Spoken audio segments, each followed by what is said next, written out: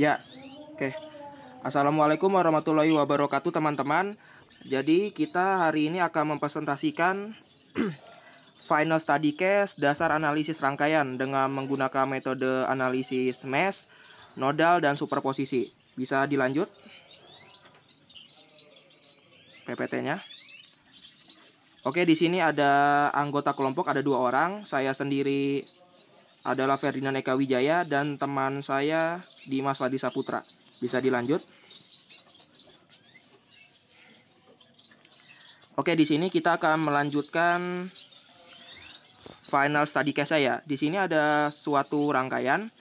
Kita akan mencari menggunakan analisa noda dulu. Diketahui di rangkaian ini ada resistor pertama 10 ohm, resistor kedua adalah 20 ohm, resistor ketiga sama dengan 10 ohm, dan kapasitor 1 adalah 1 microfarad, C2 sama dengan 5 microfarad, C3 sama dengan 2 microfarad. Dengan induktor pertama adalah 5 mH, induktor kedua adalah 1 mH, dan induktor ketiga sama dengan 10 mH. Dengan tegangan ada di 10 volt dan frekuensi 50 Hz.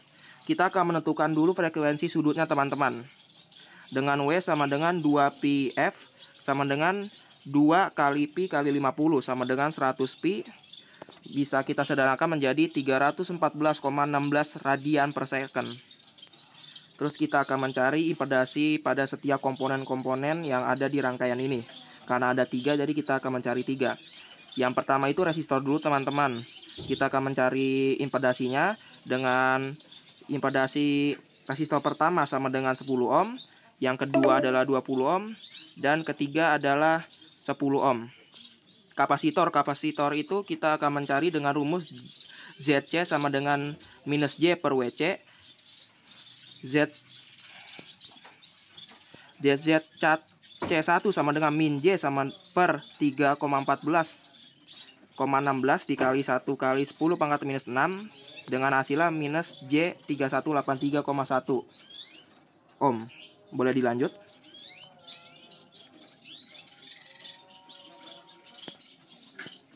Oke, kita akan lanjutkan dengan ZC2 hasilnya adalah minus J636,62 dan ZC3 sama dengan minus J1591,55 ohm. Kita langsung hasilnya karena untuk mempersingkat waktu juga. Dan kita akan mencari impedasi yang terakhir adalah induktor dengan ZC sama dengan J kali W kali L, dengan impedasi induktor pertama sama dengan 1,57 lebih kecil dari 90 derajat. ZL2 atau induktor kedua hasilnya adalah 0,314 lebih kecil dari 90 derajat, dan ZL3 sama dengan 3,14 lebih kecil dari 90 derajat. Kita akan analisa node untuk mencari V pada rangkaian dengan menghitung impedasi masing-masing cabang. Cabang satu adalah kiri, adalah di komponennya ada R1 tambah L1 ditambah C1 dengan Z1-nya adalah hasilnya 10 minus J3181,53 ohm. Untuk cabang kedua kanan ada komponen resistor kedua, induktor kedua, sama kapasitor kedua. Dengan hasilnya adalah 20 minus J636,31 ohm.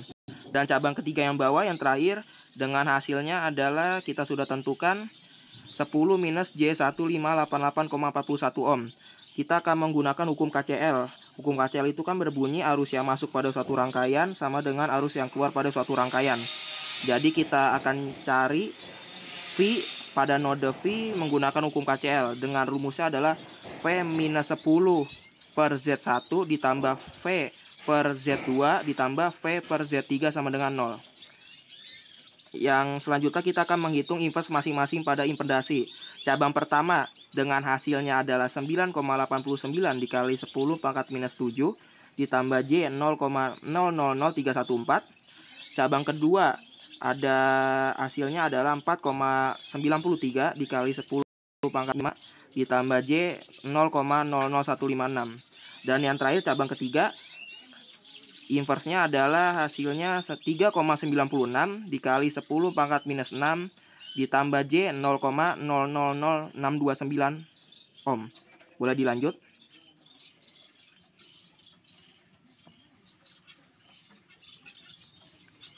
Oke, kita akan menghitung tegangan pada noda V. Dengan pembilang hasilnya adalah 9,89 dikali 10 pangkat minus 6 ditambah J 0,00314. Penyebutnya juga sama hasilnya. Langsung hasilnya aja 5,47 dikali 10 pangkat minus 5 ditambah J 0,00244. Dengan hasil V-nya, bilangan kompleksnya adalah 1,25 ditambah J 0,023 volt. Kita akan mencari bilangan polarnya. Polarnya hasilnya adalah 1,25 volt dengan sudut fasenya 1,06 derajat volt. Jadi tegangan node pada rangkaian itu adalah bilangan kompleks V sama dengan 1,25 ditambah J 0,023 volt, dan bilangan polarnya adalah V sama dengan 1,25 lebih kecil plus 1,06 derajat volt. Kita akan lanjut ke mesh analisis atau analisis mesh. Kita menggunakan analisis mesh untuk mencari arus pada I1, I2, dan I3. Kita akan mencari dulu impedasi pada komponennya. Impedasi komponennya itu adalah untuk mesh yang pertama sebelah kiri hasilnya adalah Z1 sama dengan 10 minus J38181,53 ohm. Yang mesh kedua kanan total hasilnya adalah Z2 sama dengan 20 minus J636,31 ohm. Untuk mesh ketiga bawah bisa dilanjut PPT-nya. Untuk mesh 3 yang bawah hasilnya adalah Z3 sama dengan 10 minus J1588,41 ohm. Kita akan menentukan arus meshnya pada I1, I2, dan I3 ya teman-teman. Kita mesh 1 sebelah kiri dulu. Mesh 1 sebelah kiri itu kita sudah menghitung dan hasilnya adalah 3,14 mA dengan yang arusnya bersifat reaktif atau kapasitif. Dan mesh kedua yang sebelah kanan yang tadi kita sudah hitung impedasinya, hasilnya adalah 0 ampere karena tidak ada sumber dan cuma ada berisi dua rangkaian saja. Dan mesh 3 yang bawah juga sama seperti I2, hasilnya adalah 0 karena tidak ada V sumber. Jadi arus meshnya itu pada rangkaian yang tadi kita sudah buat, I1 sama dengan 3,14 mA, I2 sama dengan 0 ampere, dan I3 sama dengan 0 ampere. Oke, kita akan lanjut yang terakhir, analisa superposisi pada rangkaian. Ini karena rangkaian kita hanya memakai satu sumber saja, jadi tidak bisa ditentukan superposisinya. Karena tidak ada dua rangkaian pada satu rangkaian LLC, karena kita memakai satu V sumber saja, seperti itu. Oke, simulasi Proteus dan osiloskop akan dilanjutkan oleh anggota teman saya yang bernama Dimas Fadi Saputra. Untuk saudara dipersilakan untuk presentasi. Selanjutnya di sini ada simulasi dari Proteus.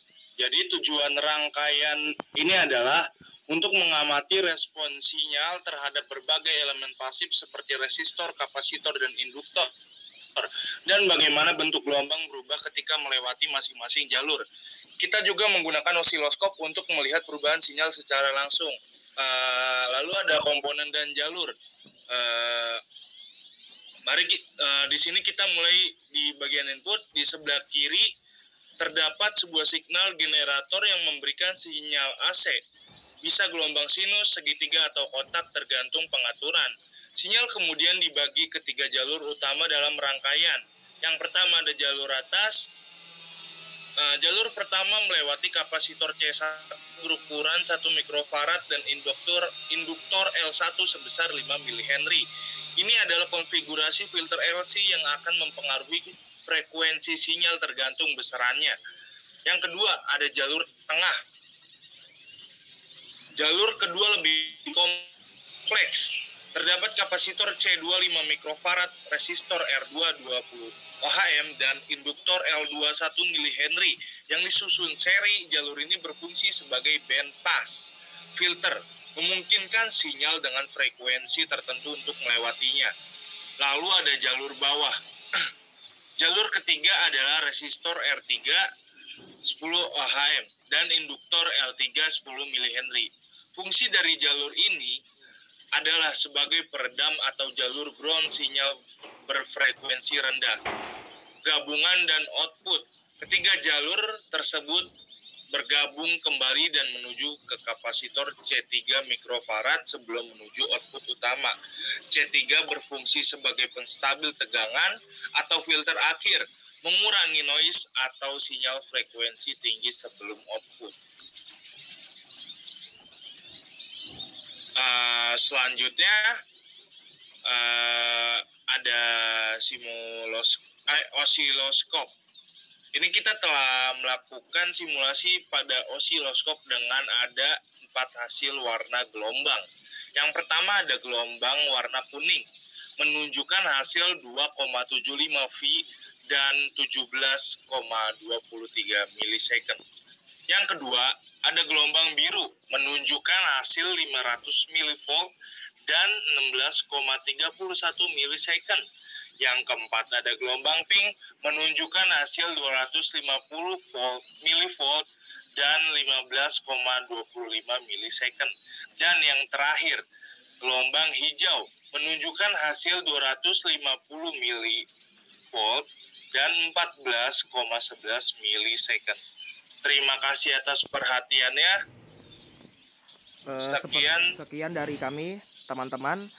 Wassalamualaikum. Mohon maaf. Wassalamualaikum warahmatullahi wabarakatuh. Kabar.